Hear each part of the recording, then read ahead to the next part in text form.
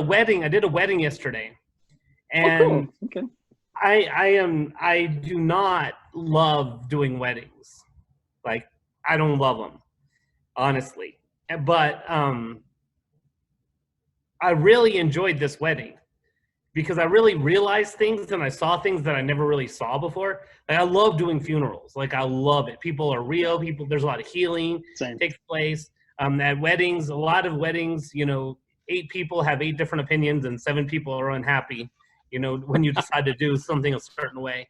And it just becomes very much about the show, becomes very much about the ceremony and not the actual like marriage. And the funerals, like, there's a lot of cool stuff. So I've been really trying to work on, my spiritual practices and my spiritual life and these things. And I just really felt really very peaceful about it. And I really enjoyed it. And I had a totally different attitude because I was seeing things about this moment that I haven't never seen before at a wedding.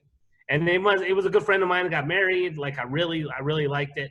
And that might've been part of it too. But I just noticed it's like you're part of this like moment, like this special moment that hopefully these people are going to remember, and it's going to affect the rest of their lives. And it's a monumental kind of like moment.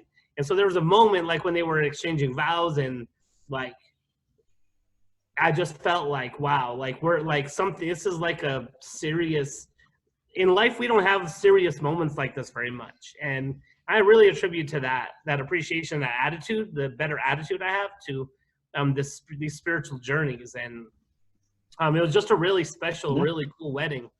And I got, it meant a lot to me, and I kind of saw something that I hadn't seen before. And I think a lot of it has to do with this, like looking through spiritual eyes instead of, through just your regular bad attitude. Yeah, no, it's true. That's true. It's cool. So it's cool when you notice a difference, when you notice something in a different way, and when you see things with spiritual eyes instead of maybe physical eyes or whatever. And so I just thought that was a really cool thing. Yeah. Yeah, that's cool, Todd. That reminds me a lot of, you said moment, and so that like reminded me of when DG led us through the Visio Divina, and that sort of discipline of being open to God in the moment, the beauty that's there in the moment. That if you're just rushing down the highway, and I think of that picture you showed us in the story behind it, DG. Where if you're more open to the moment, and you're looking for it, and you almost like expect to see the beauty and something worth taking a picture of, then you're ready for that moment. It kind of reminded me of that as you were talking, Todd. Yeah, I had one of those moments just this morning. I was just outside, just kind of leaning up against the railing on the back deck of our house, and a baby dragonfly, was like inches away from my face. And I don't think I've ever seen a baby dragonfly. Like, I don't think I've ever seen one. And that, especially that up close, and it was just like, it's pretty cool. Like, and it was just one of those small moments that, most people would have been, doing this thing. And I was like, whoa, check that out. It's like, and it is, and this is what I keep on trying to tell everybody, all of the spiritual practices, or even spiritual disciplines, I really feel like one of their purposes, one of the cool byproducts of them as we practice them, is it does make you more aware. It makes you more sensitive to the leadings of the Spirit in the moment you are in, whether that be a baby dragonfly or a dewdrop or a tear or an emotion you're feeling, or whatever else. It just allows you to be able to be in the moment. And I think I like being in the moment with God. Those are moments I need to make more and more common in my everyday life. So, but yeah, you're right. I think that's part of the byproducts of it, is that we can become more and more sensitive. Like, it's cool when you see, hey, this happened to, like, it's like it happened to me. It's not like I did it, Yeah. I didn't think, okay, I'm going to go into this and I'm going to notice these little things or whatever. Like, it happened. It just naturally happened, which I think is really cool. It's kind of like It reminds me of like when I was learning to play the drums, and we'd be at a show or something, and I would be struggling with a certain part or struggling with a certain, and I work on it. And then the first time you kind of are playing the song and you're like, oh, dude, that part is already done. Like, I wonder how, like I did it without, I didn't even pay attention to it this time. And I just played it. Like your body just takes over. And that's what this felt like my spirit maybe, or whatever, just kind of took over. And I just thought it was just such a beautiful, and some of it was that I'm really close friends with the groom, and some of it was that, but it was just a really cool. It was really cool to just to notice the magnitude of it, you know, and the seriousness of it. That how often do people dedicate their lives to anything anymore, Right. You know, Right. and to dedicate your lives to each other and to write your own vows and to say those things, it's just like, wow, like this just doesn't happen anymore. And it's a monumental kind of occasion. Yeah. And just hit me really hard. And I even I mean, it was so unusual that I even texted my friend about it, like right after, you know, I was like, hey, like I really enjoyed this wedding. Like, you know, and I think she was like, well, maybe it's because you had a good attitude for once. And I was like, oh, yeah, good point.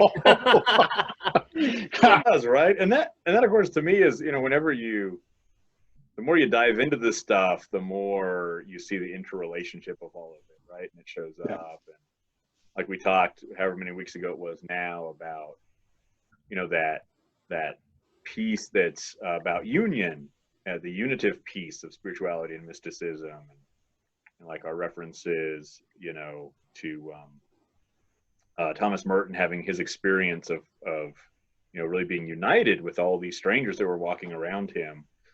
And for me, it's sort of this, right? It's this progression of, all right, first I'm sort of ignorant, you know, that I'm a spiritual person, but I'm ignorant that could be part of what spirituality means for me. This sort of unitive relationship with God that's much closer than just, you know, you're God and I need to do these things to make you happy or to get you to do things for me. And then it becomes love, right? And like union. And then it's like, oh, and that ripples out into my relationship with people all around me. And I think, you know, you move from like knowledge of that to now I'm using disciplines because I want to figure out how to choose that better way to be, but it's still sort of up to our willpower, and sometimes we get it and sometimes we don't. And then hopefully, you know, slowly it's what you just said, Todd, and really that's like, you know, most people when they write about contemplation, they always stress that contemplation is a gift from God. It's not, we can sort of create the atmosphere for it, but we can't do contemplation. Like God has to show up and take us to that place. Are you saying it's a means of grace? Yeah, like it's a means of grace, DG. That's very good. You get 2 points for Methodism vocabulary today. Let me write that down over here. Hold on. Yeah. Points. Contemplation has now been added to as a means of grace. Yes. You will get a gold star in the mail this week. Congratulations. That's what we could call the podcast, is Contemplation Now. Right now. Make contemplation happen. Yeah. Contemplation. Contemplate, damn it. That's a pretty good one. I like contemplate, damn it. I like that. I was thinking, you know, contemplation in 5 easy steps, you know. One, buy my book for $69.90. What's that? Buy my Forced contemplation. Yeah. At gunpoint.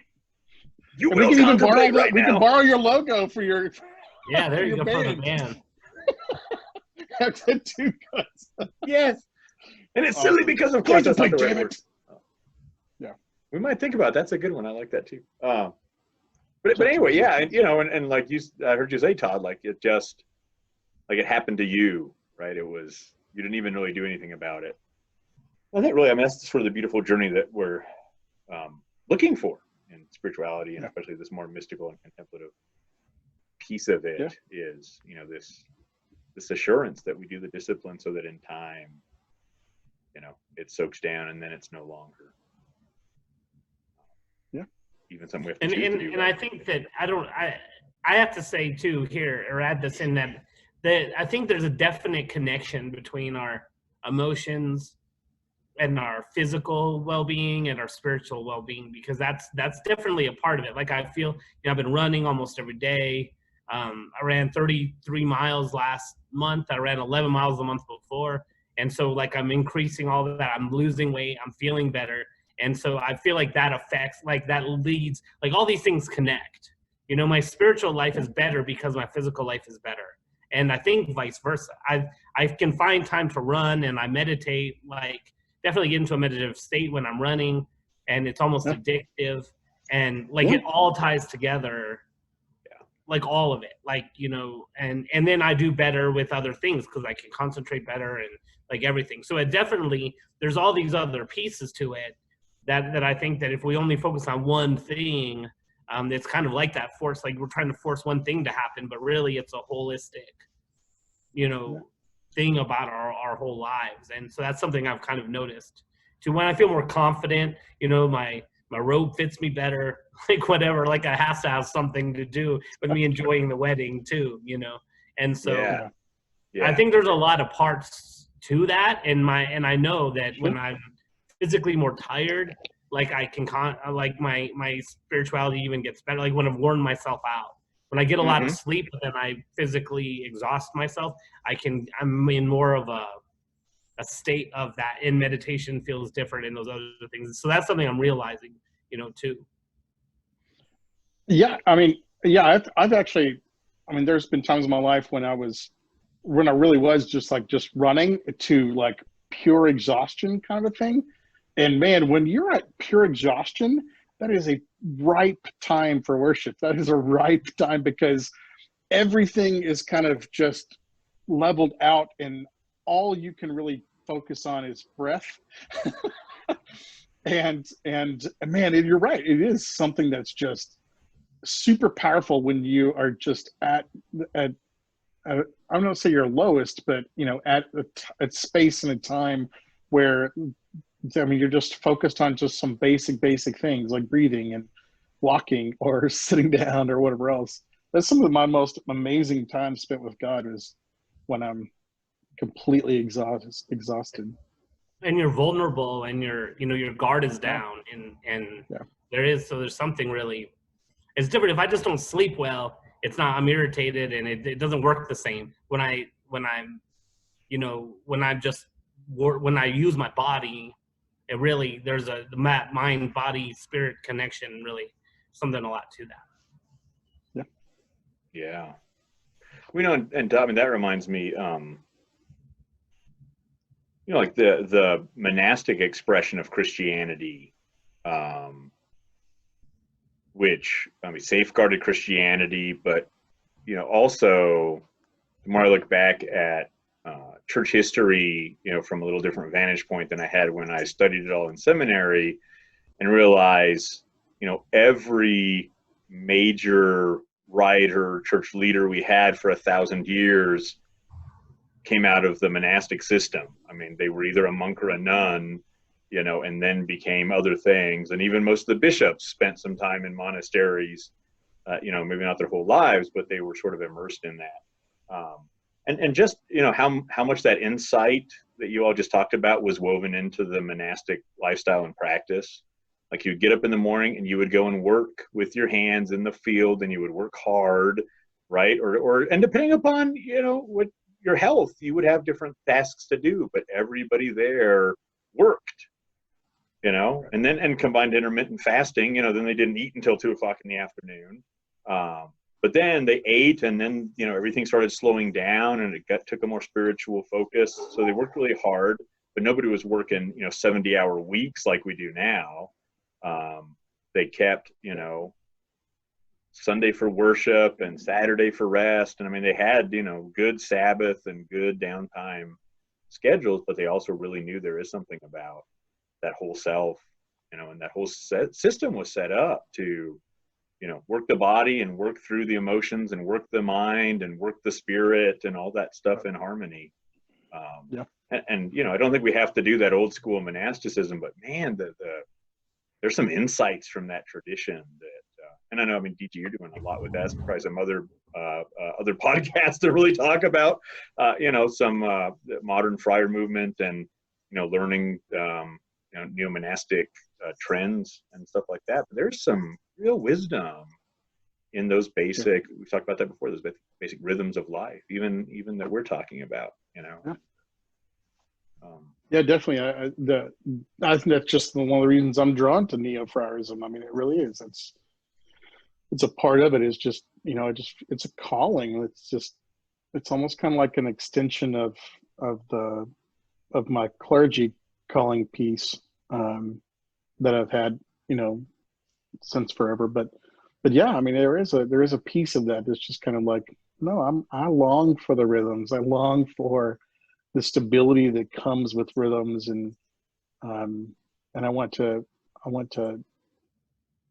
influence the community that I live in a positive way because of me having healthy rhythms in my life. Yeah. But yeah, exactly. Yeah. And I think, you know, there's, on the one hand, I think it's important to emphasize, you know, completely mimicking the monastic tradition for most of us, you know, today is just, that's not going to work. But, you know, I think it's another case in which, because that doesn't work, we've tossed so much of the whole thing out by and large in general, instead of saying, wait, there's a lot of wisdom there. Let's learn what the wisdom is, and then let's incorporate the pieces that we can, right? Instead of just tossing the whole thing out. Well, and that's, I'm going to go on a little bit of a soapbox. Oh, he said soapbox, and he was immediately disbanded from the meeting. We don't allow soapboxes here on this podcast. Isn't that right, Todd? Big Adventure, not Big Adventure, Pee-wee's Playhouse, like word of the day, when he's saying the word. Oh my gosh, it's so frustrating. Yeah. He said soapbox, you're out. I know. Carrie's yelling over in the corner. I think it's... Don't say soapbox, man. It just... You can share. We love you. Don't say so. Like, bye-bye. Yeah. I think it's because my AirPods are in. I'm using AirPods, and so I can hear you guys a little bit better. And I think I'm actually pressing a button on there, and it's like, okay, bye-bye. It's hanging up the call or something. I don't know what's going on. But anyway, no, what I was trying to say was I just had a great conversation with another friend of mine, and Father Richard Rohr, he always said that the monastic traditions, at least for the Roman Catholic Church, their intent and purpose was to intentionally be on the edge of the inside of the church. And especially Francis, he intentionally wanted that to be there. Like the monastics were supposed to be kind of that piece that would almost translate the outside world of the church to the inside world of the church. And he'll tell you, he says, the reason I have not been excommunicated from the Catholic Church yet is because there is still this passion and understanding at the core, at the center of the church, that says that voice is important. We have to have that voice because the church itself will want to become so insular, so thinking about itself, that it will forget that not only is it supposed to love God with all of its heart, mind, soul, and spirit, but it's supposed to love its neighbor as itself. And so they actually, and he said, so I have my brothers, my Franciscan brothers at the Vatican that are fighting for me and fighting for this voice that I bring, even though they might disagree with it, even though they might not like it, it is still an important voice. And I told him, and that's one of the things I kind of want to do with the Order of the Trinity that I'm trying to create, is to be able to say, Methodism doesn't have that. Like the United Methodist Church, we say that we have orders, but we have an order of elders and we have an order of deacons. And maybe that was the original intent and purpose of the order of deacons, but it's now just turned into something else.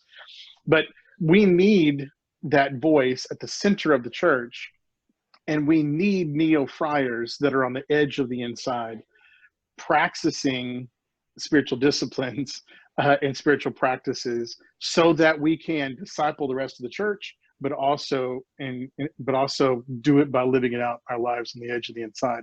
And that's one of the reasons I love Todd, because I see Todd as doing that, and I see you doing that too, John. But Todd, I see Todd as a yeah, no offense, yeah. You just threw me a bone. Thank you, DG. But that's one of the reasons I respect and love Todd so much, is because I see someone who's similar to me in that regard, that wants to and intentionally is meant to live our lives on the edge of the inside. And I just, and so that's the only reason I want to make sure we're doing this.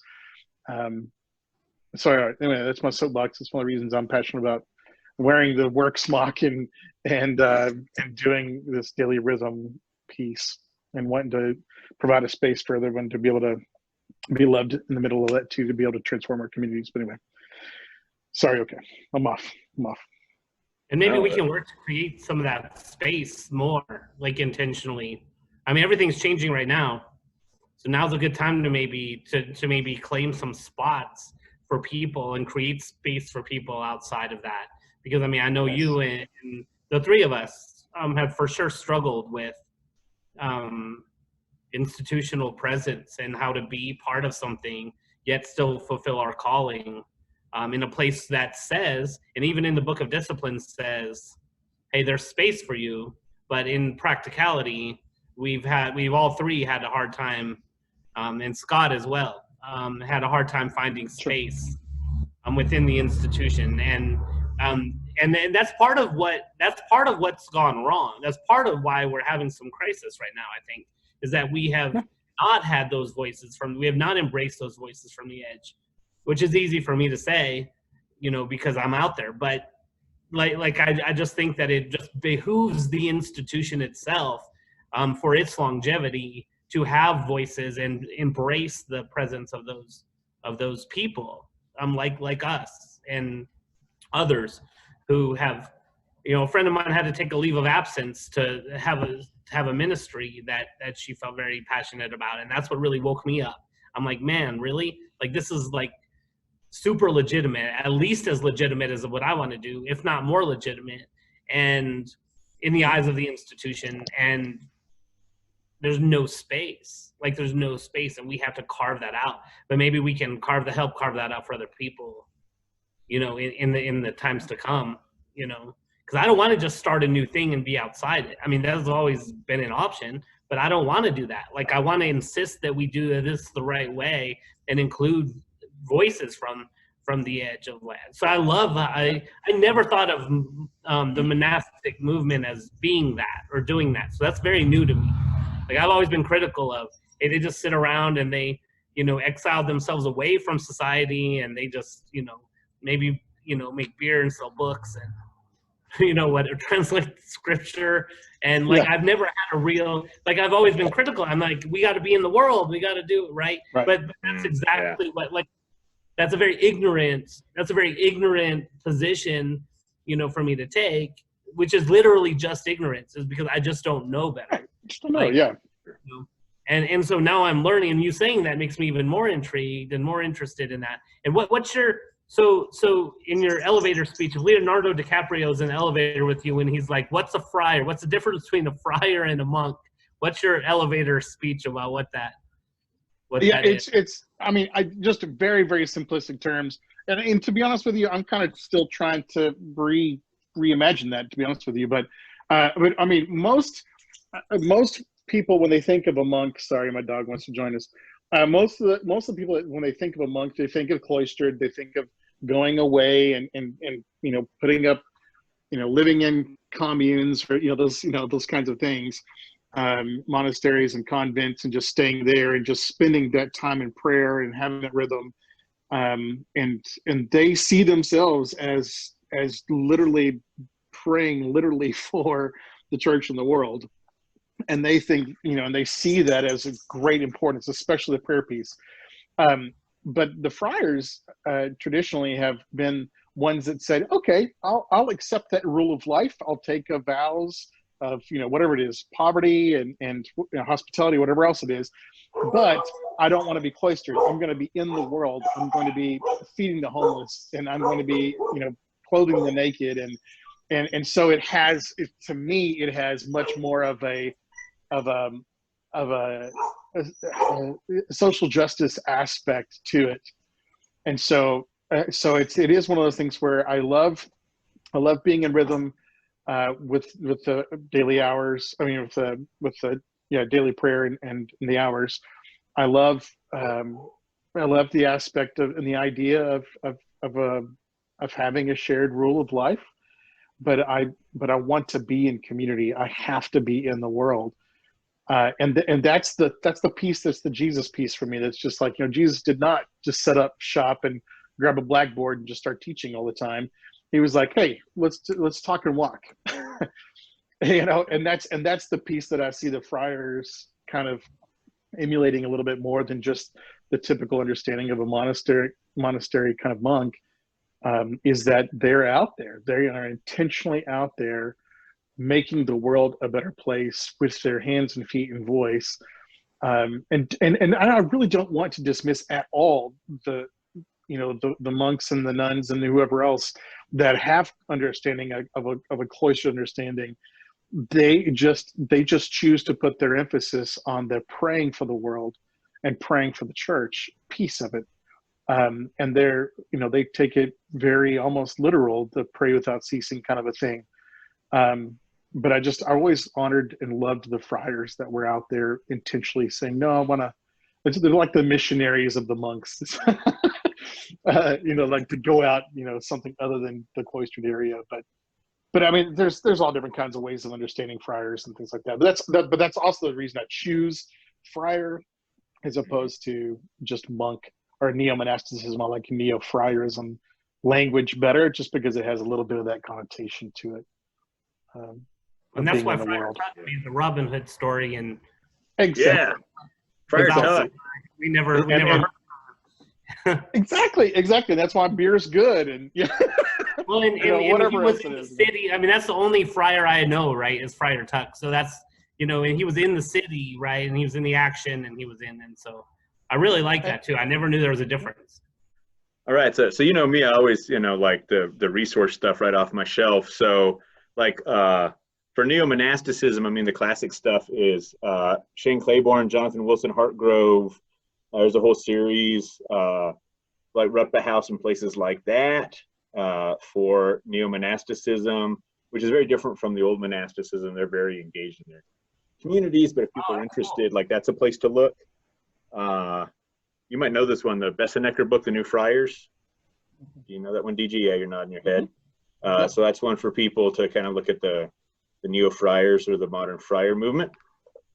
And then like there have been the intentional Christian community movement is really not new and not even in the United States. I mean, that's been percolating for forever. It just rises and falls in sort of awareness. But the Intentional Christian Community Handbook, David Jansen, who's like a long time intentional Christian community guy, who's formed a community and helped other ones start and consult.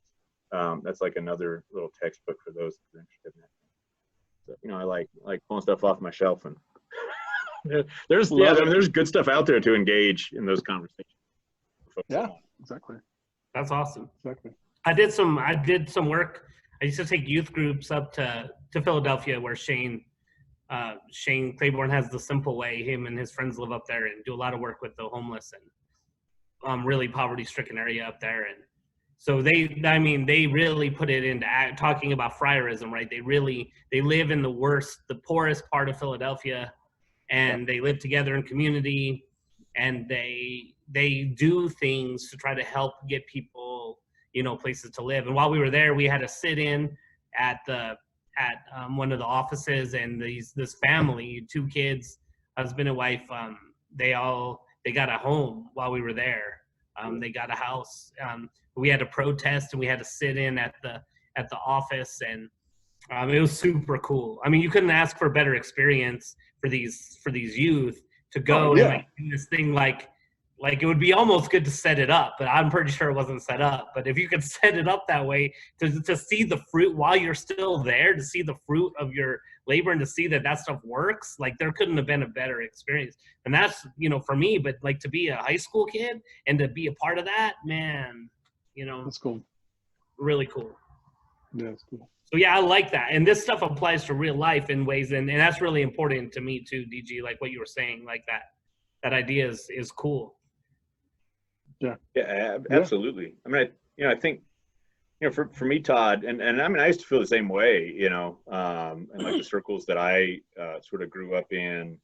I mean, I grew up in the United Methodist Church, but I went to a private religious school, Christian school, and it was evangelical, and so I hung out in lots of different circles, sort of across the Christian spectrum, more so on the right side of things, really early on. even though my home church was United Methodist. And I remember, sort of that connotation that monastic expression of Christianity was fleeing the world, and it wasn't fulfilling the Great Commission, and it was abandoning evangelism, and and then of course, I mean, there were like terrible misuses of church property, later on in the Middle Ages, and people amassing wealth and using the monastic system to do that. But that's also not new for people to take an existing structure that's good and use it, corrupt it, use it for bad. I think that colored the story, especially for Protestants as they emerge, and really that was not a great time for monasticism. At the close of the Middle Ages, there was lots of corruption and reform movements too that sort of got overlooked by Protestants doing their own thing. But I tend to sort of think about the old monastic and then the new monastic or friar movements along the lines of a lot of what we have today, we have because of the monastic movement, just in terms of preserving things, and not just like scripture, but history, secular writers. I mean, there's so much that the monasteries preserve, so there's a preservation role. But more than that, like a lot of breakthroughs in medicine were pioneered in monasteries, and medical knowledge was kept alive, and that wasn't used just for the monks and nuns, but that was used because they had a huge lens of hospitality as well. Like if you showed up to a monastery and you wanted to, become a member of the monastery, they would leave you knocking at the front door for 3 days. And if you were still knocking, then they would bring you in. I mean, that's like Benedict's, right deal. It's like, make sure they really want it. But if you showed up at the door and destitute, you weren't there to become a monk, but like, I'm not going to eat and my kids don't have a place. They were like, oh, open the door immediately. Come on in. Like, what do you need? We'll feed you, we'll clothe you. Right. And so really we don't learn that part of the history, that the monasteries were actually doing church more than local congregations were for much of their history. But then for me, like the big kicker, right, is the whole origin of the monastic movement with the Desert Fathers and Mothers was done in rebellion against the church becoming institutional and basically siding with the empire and Constantine. And so, right, these weren't Christians that were retreating from the world.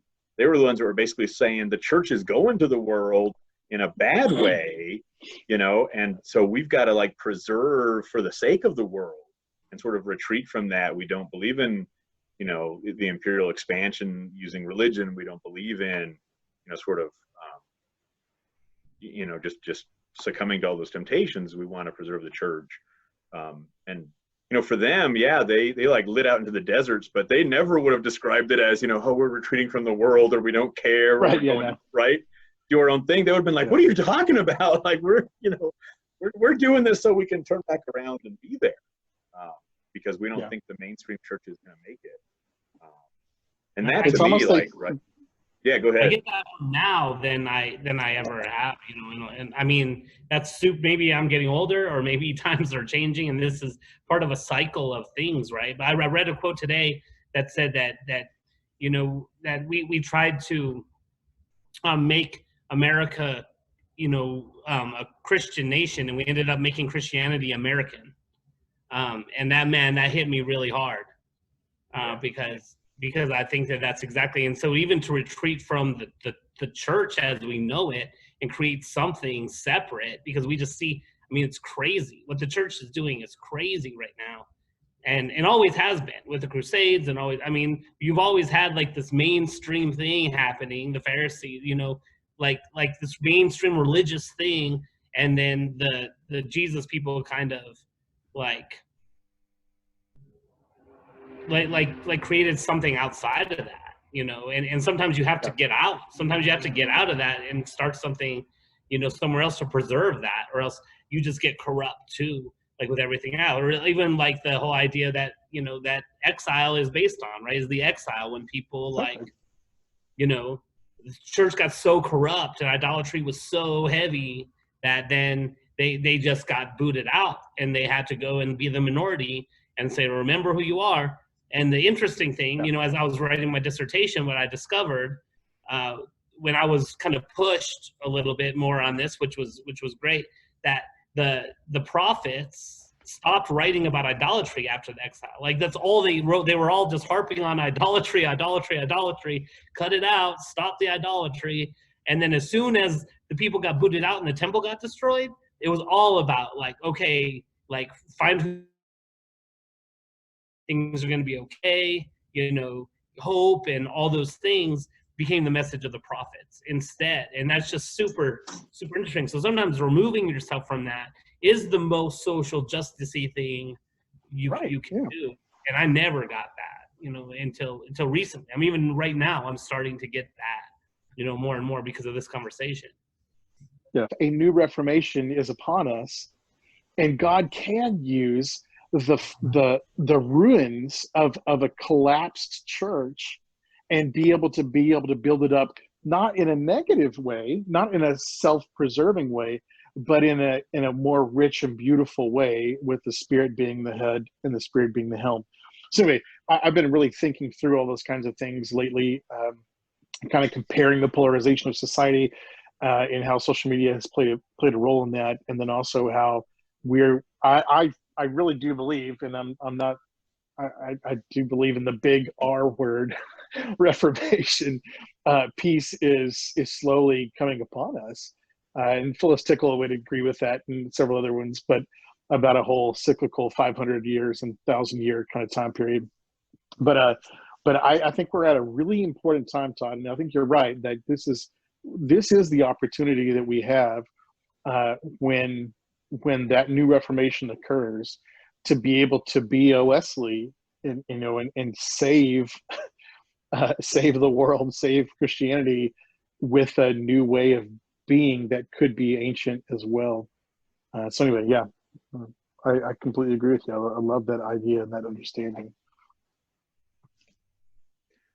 Well, and I think, I mean, part of that willingness to be on the edge, right, is for that Reformation in the new future.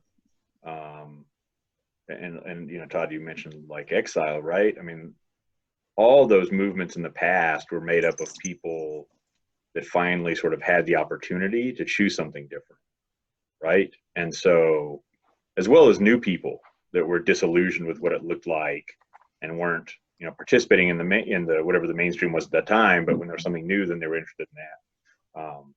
And I think, for me, I mean, it's, we see this in these broad strokes, but I think it's also gets down to personal things and individual lives. So like, I'm not, historically way out on the edge. I mean, I've been real, center in the church for most of my ministry. Todd and I were ordained together and have been through a lot of this, and I've known DG since those days around my ordination when I was the lady year. But I so appreciate you guys in this conversation, because I feel like you've been, sort of living on that edge longer than I have. And I was definitely doing the more, sort of at the center thing, I mean, senior pastor of a big church and doing all that stuff. Like, just maybe always had some of that stuff in my soul, but it's really been fairly recently, that I had a chance to move closer to that edge. And even today, I mean, I would say, really for me, it's one foot in each world. And that's kind of where I am, right? Like, I have one foot in sort of that mainstream institutional church, and I have one foot in a real edge expression of church as well, and sort of straddle that and live in each of those realms all the time. Well, and that's why it's kind of like what Richard was saying about how he's not excommunicated. Like, that voice needs to be in the center. Like, we have to have someone who can translate the Todds and DGs of the world, but I need to translate you too to the world, to be able to say, no, you have a really bad misconception about this, and this, Right. And so we're all part of that beautiful, relationship and community piece. And there needs to be all the pieces. Like, the puzzle can't just be one piece. It has to all connect and interconnect in a really beautiful way. And that's why I'm so glad that you're a part of this. And I'm so glad that I know you and others like you. Anyway. Well, I feel like I haven't had tools. Like, I've been out doing this thing, but I haven't had the tool. And you guys have access to these tools that I think are really helpful. It reminds me of when I was in Fabens out on the farm. There's this guy that comes on this truck, and he like I forget what it's called. I wish I knew the name of it. It's a pretty famous brand though, and their whole marketing system is they just drive out with a bunch of tools, and you can order like something, but you can also just buy tools from the dude in his truck, and he just has these tools, and he takes them out to the farms, and you just, if something broke or if you need something or if there's something, you know, you need to get, like he's just right there. And so he has whatever you ordered from last time, and he'll take an order and then he'll bring it back the next time. But like he has tools like right there, and if he has what you need, he just gives it to you, you know, like right then. So it was really a cool, and that's how I really feel like you guys have these tools that that I haven't given myself access to. I mean, it's not anybody's fault, but my own. But I really value the stuff that you guys have done, and I feel like it's cool what we do here in these conversations is you kind of just bring some tools out here to the outside where I can do something with it. And a lot of the churches and the institutional church don't utilize these tools either. And so we have to, maybe from the edge, we get good at it and we bring them back to the center too. Yeah, of course. Oh yeah. Yeah. And I'm good with where my journey has been and I mean, all that stuff, you know, and how it all intersects. Cause part of it is, I mean, it's right. It was being in that real center place that burned me out. So I went looking for those tools, which then I can share. Right. So even out of,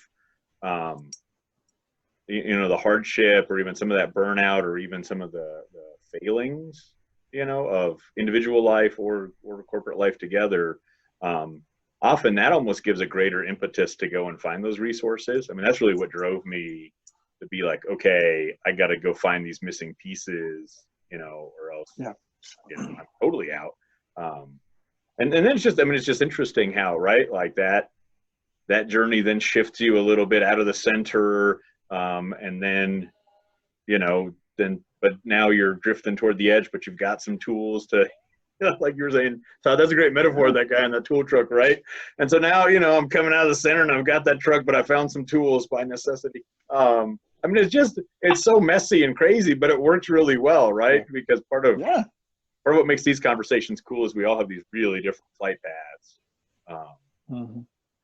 You know, and you're doing one of the most edgy things of anybody I know. And I mean, I know, you know, we work together with food and we do some stuff, you know, but you are having community and feeding hungry people, like literally, like where you are. And I get to see that just a little bit. And like, I love what you're doing, and what you're doing now is taking the institution more to the edge. And you're doing one of the edgiest things of anybody, but you're doing it like, and you're using the church facility to serve the community in a way that most people aren't doing. And so there's real beauty in that. And you found a way to navigate that and do that through, you know, your journey. And I wasn't able to do that. You know, I kind of tried that, but I tried my own brand of that, and it just didn't. The institution just wasn't open to those things. But you created a situation where they had to be, you know, and they were open to it, and it all worked out really well. And you worked really hard on that, and I really admire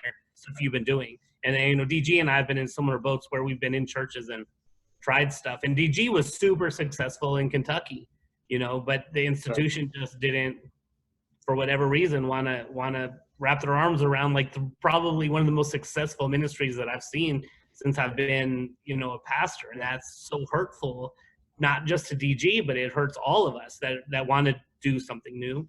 And it hurts the church, in my opinion, you know, and it really sets us back. Like, it really sets us back, and they don't know what to do with people like us, you know. And John's paved his way in a way that really models this, hopefully, for a lot of other people that are just as frustrated and burned out but don't know what to do. I went on a pastor's retreat this week, and like, it's a hard time right now. Like, and you know, nobody said anything, but you could just tell that the air is just heavy. And like, we had a good time and we laughed, and we all kind of like were vulnerable and did some work on some things, on some personal issues and communal issues. But man, people are hurting right now.